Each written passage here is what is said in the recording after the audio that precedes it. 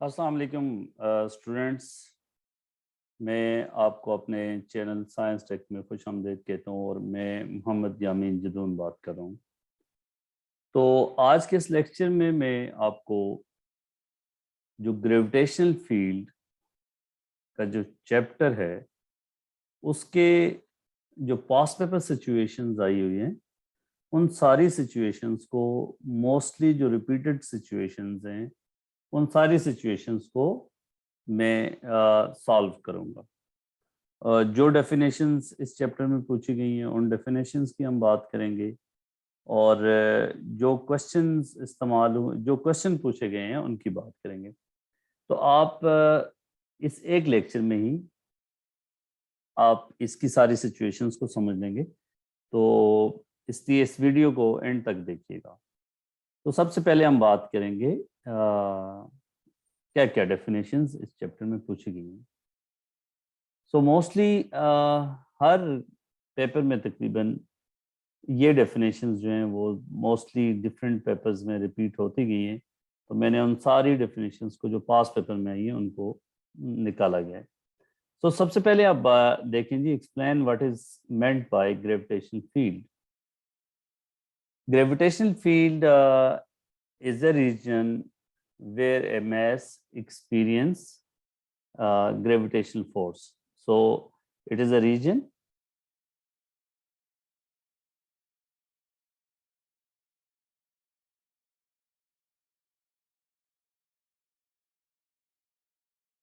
where a mass experiences force. Okay जी। So अगले हम उस पे डेफिनेशन पे चलते हैं, न्यूटन लॉ ऑफ ग्रेविटेशन। अब आप खुद भी इसको सोच सकते हैं।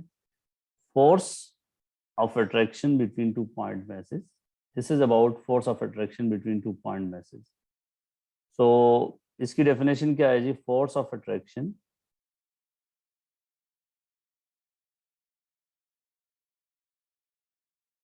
between two point masses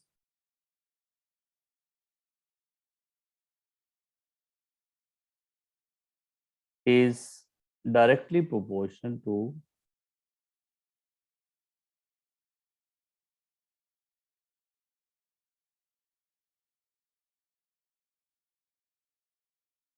product of their masses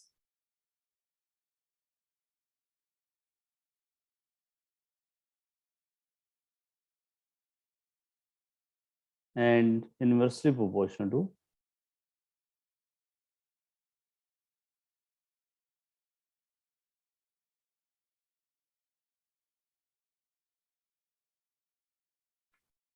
square of distance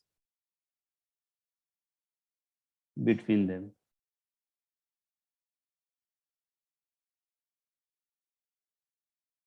तो ये आपने एज इट इज लिखनी है, स्क्वायर ऑफ डिस्टेंस के बजाय स्क्वायर ऑफ सेपरेशन भी आप लिख सकते हैं।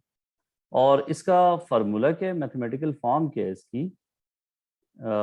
इसके लिए आप देखें कि जी F is equal to G m1 m2 over r square, where m1 और m2 दोनों मैसेज हैं and r is the separation between them, and g, this is the universal gravitation constant. Explain, although the planets and the sun are not point masses, the law also applies to the planets orbiting the sun. So इसकी क्या reason लिखेंगे कि जी Newton law of gravitation applies only to point masses, but actually sun and all planets are not point masses. So how the law is applicable to these masses? So इसमें आप लिखेंगे कि जी the distance between sun and the planets, ये जो इनके बीच का distance है, अगर ये बहुत ज़्यादा हो, किस चीज़ से ज़्यादा हो? उनके उनके अपने sizes, diameter of sun and इसका डायमीटर, फिर हम कहेंगे distance between them is much much greater than the diameter, distance between them is much greater than their sizes, their diameter,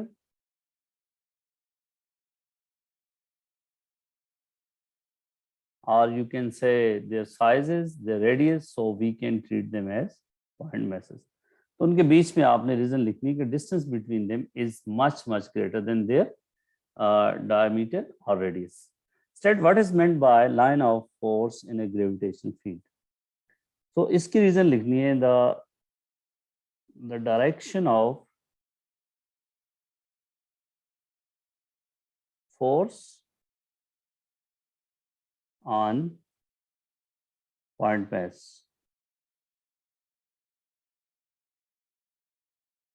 तो ग्रेविटेशन फील्ड में if you have this mass, तो अगर ये आपके पास मैस है, कोई भी पॉइंट मैस है, कोई भी मैस है, इस पे जो डायरेक्शन ऑफ फोर्स होगी वो इस डायरेक्शन में होगी, तो इसको हम कहेंगे कि this is line of force in the gravitation field.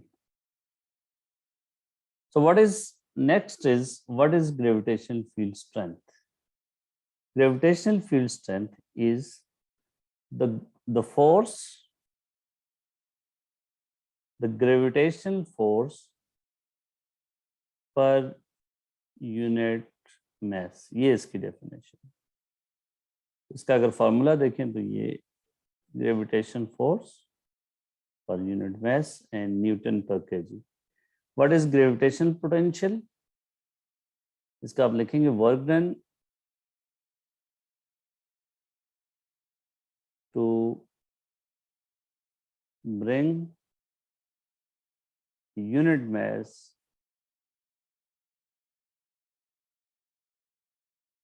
from infinity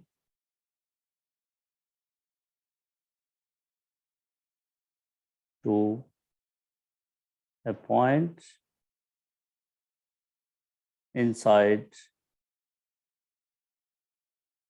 gravitational field. ये बहुत दफा पूछी गई डेफिनेशन है, इसलिए आपने इसको सही तरीके से लिखना है. So let's say you have this mass, let's say this is an earth. So किसी 1 kg mass को इन्फिनिट पॉइंट से, फॉर एग्जांपल इस पॉइंट तक हम ला रहे हैं, जितना वर्क डन हमें करना पड़ रहा है वो इस पॉइंट ए का ग्रेविटेशन पोटेंशियल कहलाएगा. और इसका फार्मूला क्या होता है, you know this. So formula of the gravitation potential is -g mass of this planet divided by the r. r is the distance. जिस पॉइंट में हम ग्रेविटेशन पोटेंशियल की बात करें, r is the distance of that point from the center of this planet.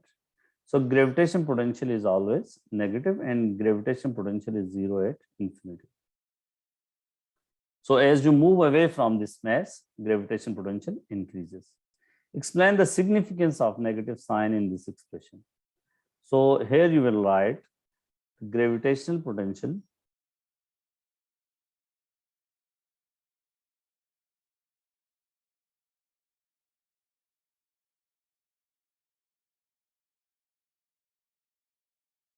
is 0 at infinity.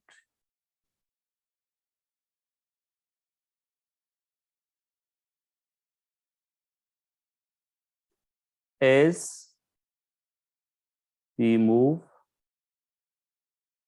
away from S,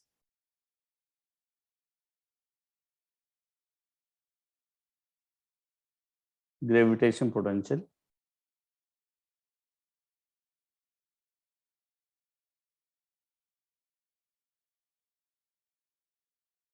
increases. Gravitational force is attractive.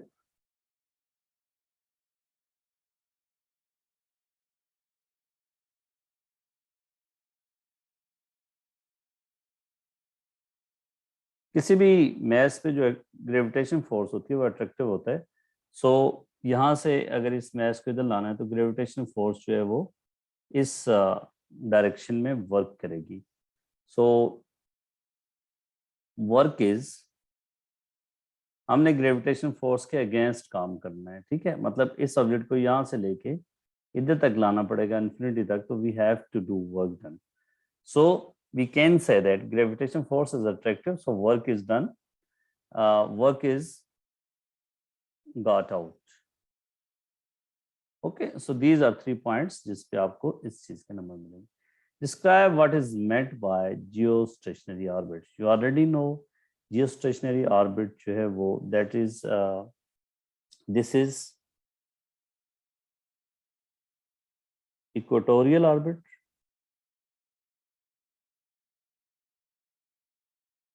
this is first point. Then the time period of the satellite, geostationary satellite, is 24 hours, and then the direction is,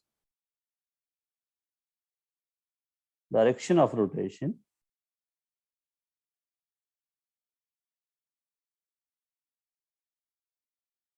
is same as direction of Earth, mean from west to east। आपको पता है कि जी geostationary satellite आपने अर्थ आप अपने axis के गिर्द rotate करती है और अर्थ का टाइम पीरियड जो है वो 24 आवर्स होता है। तो जियोस्टेशनरी सैटेलाइट को हम जियोस्टेशनरी सैटेलाइट अर्थ की एक स्पेसिफिक पोजीशन के लिहाज से रेस्ट पे रहता है। तो इसका जो रोटेशन होता है वो वही रोटेशन होता है जो अर्थ की डायरेक्शन का, अर्थ का रोटेशन होता है।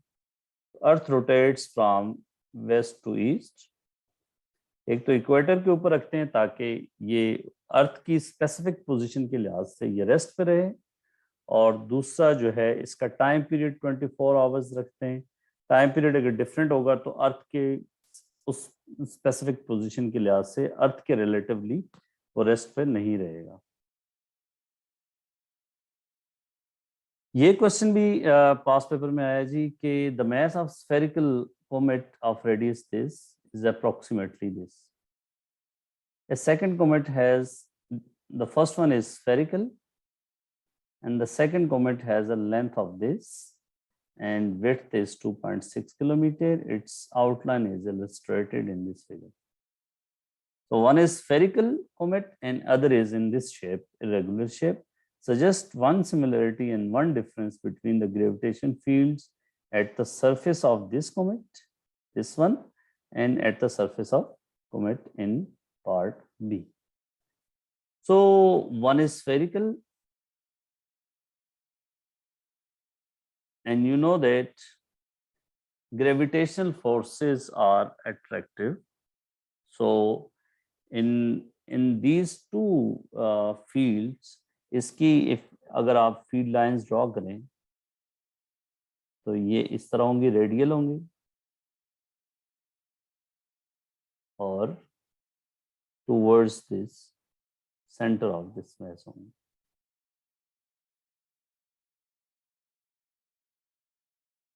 ये आपने क्लास में पढ़ा होगा। And they are perpendicular to the surface. अगर आप इसकी बात करें तो इसकी ग्रेविटेशन फील्ड लाइंस जो है वो यहाँ पे इस जगह पे होगी, और अगर आप इस जगह पे ड्रॉ करेंगे तो सरफेस के परपेंडिकुलर, इधर ड्रॉ करेंगे तो it will be like this. So they are perpendicular to the surface. अब आप देखें what is the difference between these two, इनके और इसमें what is the similarity. First पहले आप इस चीज पे सोचें, ग्रेविटेशन फील्ड्स में क्या सिमिलरिटी है इसकी सरफेस पे और इसकी सरफेस पे। तो पहली सिमिलरिटी हमने एक पॉइंट लिखना है। सो सिमिलरिटी ये है कि both are attractive gravitation field and gravitation field at this surface and at this surface, both are attractive. ये सिमिलरिटी है. डिफरेंस क्या है कि ग्रेविटेशन फील्ड लाइंस जो है वो इसकी सरफेस के ऊपर यूनिफॉर्म होगा. Uniform on the surface of sphere, spherical comet, और यहाँ पे तो ये वेयर एज इसमें क्या होगा कि इसकी सरफेस के ऊपर यूनिफॉर्म नहीं होगा, क्योंकि सरफेस का डिस्टेंस जो सेंटर ऑफ मास है उससे डिस्टेंस वेरी करेगा. So but not same in second comet in C, you can say. तो सिमिलरिटी क्या है, दोनों में ग्रेविटेशन फील्ड्स आर अट्रैक्टिव. और डिफरेंस क्या है कि इसकी सरफेस पे, या दूसरा डिफरेंस आप ये लिख सकते हैं कि इसकी ग्रेविटेशन फील्ड्स जो हैं वो लाइंस वो रेडियल हैं, वेयर एज इसकी फील्ड लाइंस जो है वो नॉन रेडियल, मतलब पैरेलल टू द रेडियस है. रेडियस जो है वो उसके ऊपर से गुजर रही है, वेयर एज इसमें ऐसा नहीं है. तो दोनों में से कोई एक लिखते हैं. अब ये this is very important situation, और इसमें हम क्या देखेंगे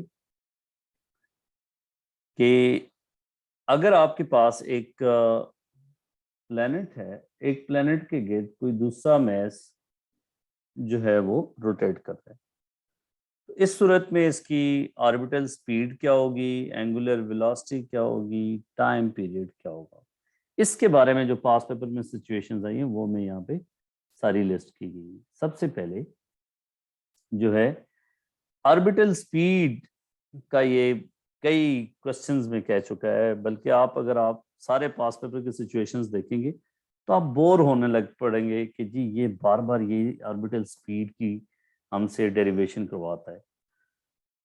पहली बात इसमें ये है कि ऑर्बिटल स्पीड कैसे निकालेंगे.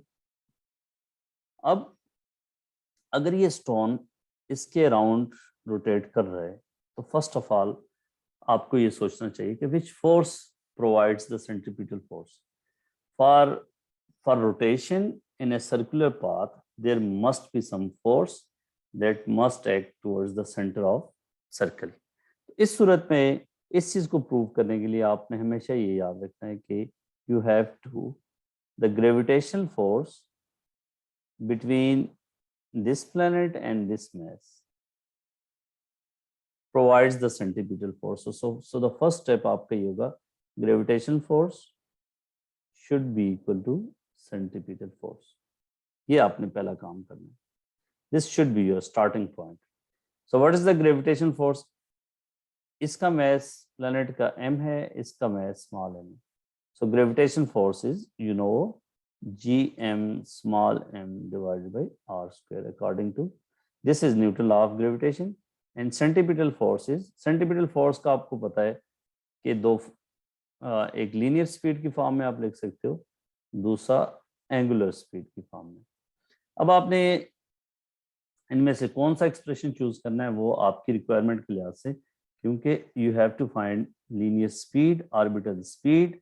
सो आपने इसको mv square over r put करना है. तो अब आप देख लें कि दिस एक ये कैंसिल हो जाएगा, ये मैस इससे कैंसिल हो जाएगा. सो इधर आपने ये ध्यान करना है कि यहाँ स्मॉल m आपने पुट करना है, बिकॉज जो रोटेट कर रहे हैं सर्कल में वो स्मॉल m कर रहे हैं. So force of gravitation force इस मैस की वजह से इस पे जो है वो आपको सेंट्रीपिटल फोर्स प्रोवाइड कर रही है. सो अब आप देखिए, now you can simply write gm divided by r equal to v square. So we will take square root on both sides, so v will be gm divided by r. This is known as orbital speed. This is very important कि orbital speed is independent of the mass of this object. जहाँ पे जितने भी masses होंगे they will have the same orbital speed, and that depends on the radius distance from the center of this planet or radius of the circle. So orbital speed is inversely proportional to the r. As you move away, as you increase the radius of this planet, radius of this orbit, orbital speed will decrease. ये important चीज है। दूसरा देखें, एक और paper में ये चीज भी आई गई है कि show that the kinetic energy is given by this formula. अब you know that the kinetic energy is, इसको प्रूव करने के लिए आप क्या करेंगे, kinetic energy is half mass mv square. So ये जो v की वैल्यू निकाली है, you will just put m v square, that is gm divided by r square root. इसको होल स्क्वायर लेंगे तो ये इससे कैंसिल हो जाएगा. So you will get 1/2 mg capital M divided by r. Okay जी, मुझे उम्मीद है कि आपको कोई डाउट नहीं होगा. GMM divided by 2r. सो इस चीज पे भी क्वेश्चन आते हैं कि जी अगर इसका रेडियस इंक्रीज कर दिया जाता है तो काइनेटिक एनर्जी पे क्या फर्क पड़ेगा. तो if radius is increase, kinetic energy is inversely proportional to radius of the orbit, so kinetic energy of this mass will decrease. आगे हम जाके बात करेंगे कि कुछ क्वेश्चंस ऐसे भी आए हैं कि इसमें इसकी पोटेंशियल एनर्जी की भी बात की है. तो potential energy of this mass, you know that gravitational potential energy is minus g m over r. Okay, so this is gravitational potential energy of this mass at this position at this distance. Okay, so अगर r को increase करेंगे तो gravitational potential energy, ये देखें ये negative sign है. अक्सर बच्चे यहाँ पे कंफ्यूज हो जाते हैं, वो ये समझ लेते हैं कि जी gravitational potential energy is inversely proportional to r, जब आर नीचे है. जब कि ये नेगेटिव साइन ये शो कर रहा है कि जैसे आप are, if you will increase the value of r, तो ये नंबर क्या होता जाएगा, ये लेस नेगेटिव हो जाएगा. So gravitational potential energy will increase. तो टोटल एनर्जी की अगर आप बात करेंगे, एक क्वेश्चन में ये भी आया है कि total energy, so total energy के लिए you will find the sum of kinetic energy and potential energy. तो यहाँ पे लिख देता हूँ E total kinetic energy G m small m divided by 2r plus this potential energy, that is minus g m small m divided by r. इन दोनों का सम कर देंगे तो you will get total energy. Okay जी, इसके बाद इसमें बहुत दफा ये चीज पूछी गई है कि show that square of time period is given by 4 pi square r cube divided by gm. Time period you know that कि इस ऑब्जेक्ट का इस पूरे सर्कल में रोटेट करने के लिए जितना टाइम चाहिए, that is known as time period, and this time period is given by this formula. अब इन अदर वर्ड्स, एक पेपर में ये भी आया है कि जी T square is proportional to are cube, because you know कि ये सब कुछ तो कांस्टेंट है. तो T square is proportional to are cube. इस बात का क्या मतलब है, you already know in your theory discussion. ये तो बेसिकली पास्ट पेपर सिचुएशंस को डिस्कस करने के लिए मैं कर रहा हूँ, लेकिन फिर भी अगर आपको मसला है इस चीज में तो मैं यहाँ पे बता देता हूँ कि कोई भी प्लैनेट, इसके गिर्द जो भी मैस घूम रहा होगा, अगर आप इसका रेडियस इंक्रीज करते जाएंगे, इसका let's say time period T है और इसका टाइम पीरियड जो है लेट्स से t1 है, इसका t2 है, तो जितना रेडियस आप इंक्रीज करेंगे उसका टाइम पीरियड जो है वो दैट विल इंक्रीज. तो आप प्रूव कैसे करेंगे भाई? प्रूव करने के लिए आपने फिर वही बात करनी है कि जी the gravitational force is provided by the centripetal force is provided by the gravitational force. So अब आप ये लिखेंगे G M small m divided by r square, this is gravitational force. और सेंटीपिटल फोर्स का कौन सा एक्सप्रेशन लिखेंगे जिसमें ओमेगा है? आपको पता है angular velocity is given bye 2 pi by cap T. Angular velocity और टाइम पीरियड का ये रिलेशनशिप होता है। सो आपने सेंटीपिटल फोर्स का ये फार्मूला आपने पुट करना है। So let's simplify G M, ये मैथ से कैंसिल हो जाएगा, तो इक्वल टू ये आर स्क्वेयर को आप इस तरफ ले आए तो it will become R cube omega square. देखिए मैंने यहाँ पे एक चीज ये भी लिखी हुई है, ये भी एग्जाम में है कि show that R cube omega square is GM. तो आपका अगर ये चीज आई है तो आप यहाँ पे छोड़ देंगे। दूसरा, जब ये इस चीज को प्रूव करने की बारी आई है तो आप क्या करेंगे, जीएम आर क्यूब ओमेगा की जगह आप पुट कर लेंगे 2 pi by T whole square. Okay बच्चों, so now you can simplify, खुद करना है, ठीक है। ये ना हो कि आप सिर्फ सुनते रहें और फिर मैथ में आपको बताऊंगा, फिजिक्स सुनने से नहीं आती बेटा, करने से आती है।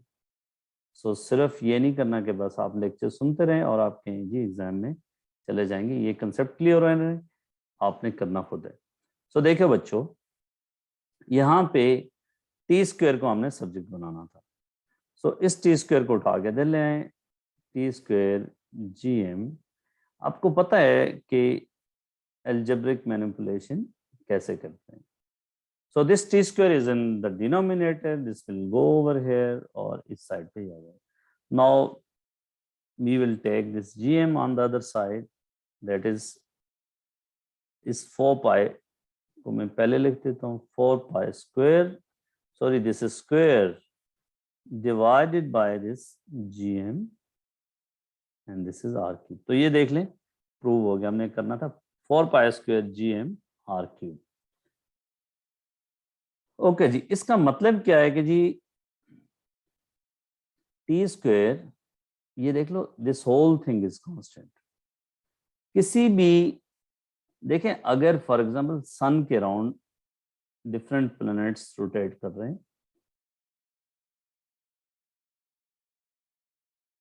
तो this mass is constant for all planets, g is constant, 4 pi square is constant, तो t square is proportional to r cube। this is Kepler third law कि square of time period is directly proportional to the cube of radius। जितना आप दूर जाते जाएंगे, जो planets दूर होंगे उनका टाइम पीरियड क्या होगा, इस फार्मूले के मुताबिक उनका टाइम पीरियड ज्यादा होगा। ओके, फिर यहां से आप ये एक डिफरेंट एग्जाम में आई है, T square is proportional to are cube, तो आप कहेंगे 4 pi square over G M is constant, so T square is proportional to are cube. Okay बच्चों, तो ये इस एक स्लाइड में मैंने वो सारी सिचुएशन जो ऑर्बिटल मोशन के दौरान एग्जाम में पूछी गई है वो मैंने यहाँ पे आपके पास रख दी है। तो इससे अब आप किसी टॉपिकल पेपर को ना भी देखें तो आपको ये सारी सिचुएशन यहाँ पे क्लियर होगी कि इस टॉपिक में से, इस बात में से किस किस तरह के क्वेश्चन आए गए हैं। ठीक है, अब देखें इसी में ये चीज पूछी गई है कि जी आपके पास ये प्लेनेट, ये डिफरेंट पेपर में आई है, ये प्लेनेट है और आपके पास ये दो message A and B rotate कर रहे हैं। ए की लीनियर स्पीड वी ए और इसकी linear speed v B, r A और आर बी गिवन है। हमने रेशियो निकालनी है। क्वेश्चन में क्या था, आर ए और आर बी गिवन थे तो लीनियर स्पीड की रेशियो निकालनी थी। मैं आपको जनरली बता देता हूँ, फिर टाइम पीरियड की रेशियो निकालनी थी। अब देखो बच्चों, ऊपर हमने बात की है कि लीनियर स्पीड किसी भी प्लैनेट की होगी G M divided by R. तो यहां से बच्चों ये चीज अगर मैं लिख दूं तो मुझे उम्मीद है कि आपको मसला नहीं होगा। G M divided by square root of r, इसको सेपरेट कर सकता हूँ। So G M will be M is this mass, और इनके मैसेज जो हैं वो उसका वैसे ही लीनियर स्पीड पे कोई कंट्रीब्यूशन नहीं है. So I will take this square root of r on this side and I will write in this way. So can I say that v times square root of r is constant? Because it is gm square root. So इसके लिए if I write this expression for this mass, so I will write va time ra equal to the gm square root. And if I will write this expression for this mass b, then it is vb time r b the same gm. So can I equate them? So obviously, because both sides are equal, so I can say va time ra is equal to vb time rb. So va divided by vb is, इसको उठा के दे लें, rb square root of rb divided by ra. तो वहां पे question में are A और r B की वैल्यूज गिवन थी और आपने वी ए और वी बी की रेशो निकाली. अब बात करते हैं जी उनके टाइम पीरियड में क्या रेशो होगी. तो आपको ये बात पता है कि टी स्क्वायर इज, अभी हमने बात की कि T square is equal to 4 pi square G M R cube. 4 pi square over G M time R cube. So for a इसको हम लिखेंगे जी कि दिस मीन्स कि T square divided by R cube is constant, that is 4 pi square over gm. So I will write t a square divided by r a cube. This is for a, and this will be same constant 4 pi square over gm.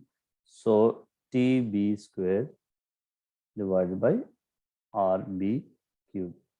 So इसमें से हमने t a square divided by t b square is equal to, ये r cube इधर चला जाएगा, so r A cube divided by are B cube. तो अब आप ये स्क्वायर रूट ले लें दोनों साइड पे, so it will be T A divided by T B is equal to square root of R A cube divided by are B cube. और in other words आप इस तरह भी लिख सकते हैं, square root mean 1/2, so this is R A divided by are B 3/2. तो paper में आपको क्या गिवन था, मैंने वैल्यूज के साथ इतना परेशानी नहीं ली, बिकॉज आपको मेथड आ जाएगा तो मसला नहीं है कि आर ए और आर बी की वैल्यूज गिवन थी, तो उससे उसने टाइम की रेशियो न्यूमेरिकल वैल्यू मांगी थी, और यहाँ पे भी. तो ये इस लेक्चर में मैंने आपको ये समझा दिया. अगले लेक्चर का इंतजार कीजिए, अगले लेक्चर में मैं फिर इसकी बाकी सिचुएशन आपको कराऊंगा. Thank you.